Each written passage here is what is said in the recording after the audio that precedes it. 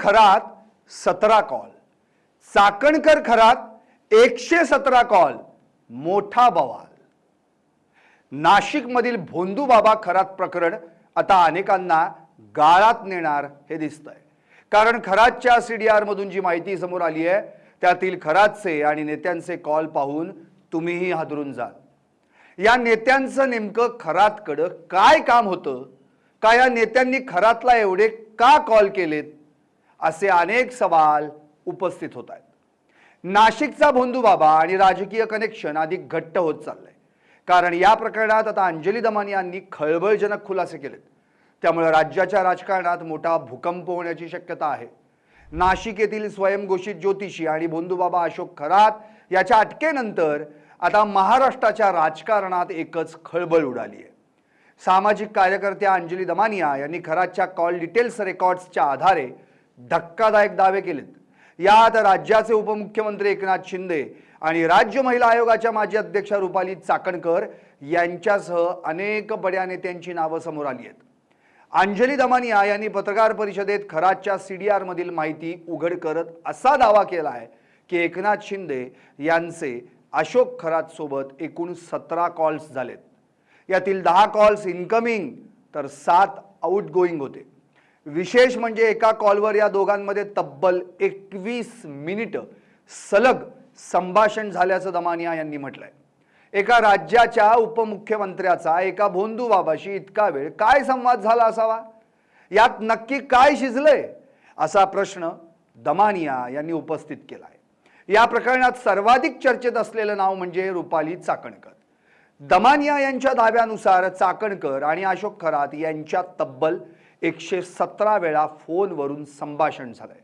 या संभाषणाची एकूण वेळ 33,727 सेकंद इतकी आहे।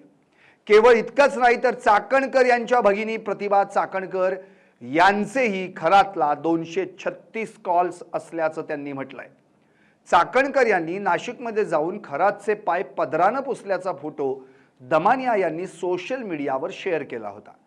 याच फोटोमुळे आणि व्हिडिओच्या वाढत्या दबावामुळे चाकणकर यांना महिला आयोगाच्या अध्यक्षपदाचा आणि राष्ट्रवादीच्या महिला प्रदेशाध्यक्षपदाचा राजीनामा द्यावा लागला। सध्या त्यांना एसआयटीने चौकशीसाठी समन्स बजावलंय, मात्र त्यांनी प्रकृतीचं कारण देत हजर राहण्यास नकार दिलाय। नाशिकचा हा स्वयंघोषित बाबा ओशनोजल नावाचं तीर्थ देऊन महिलांवर जादूटोणा आणि लैंगिक शोषण करत असल्याचा आरोप आहे।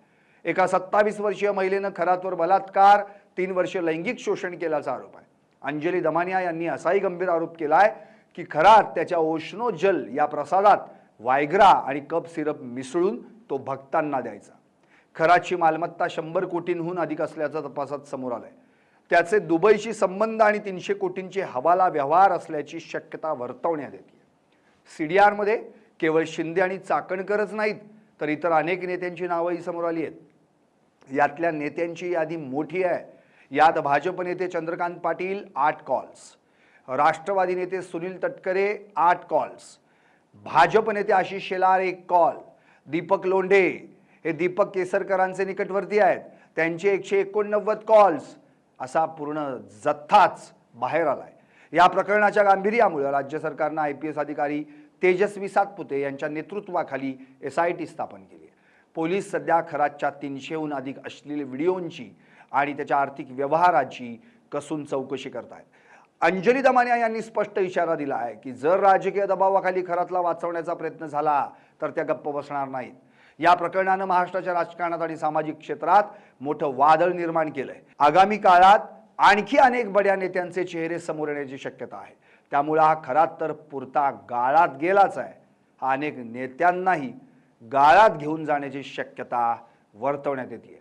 यात सर्वात जास्त धोका आहे तो म्हणजे अजित पवारांची राष्ट्रवादी आणि शिंदेंच्या शिवसेनेला।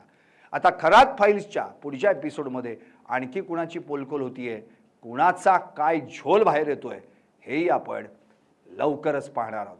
तुम्ही मात्र पाहत रहा ब्युरो रिपोर्ट LS मराठी।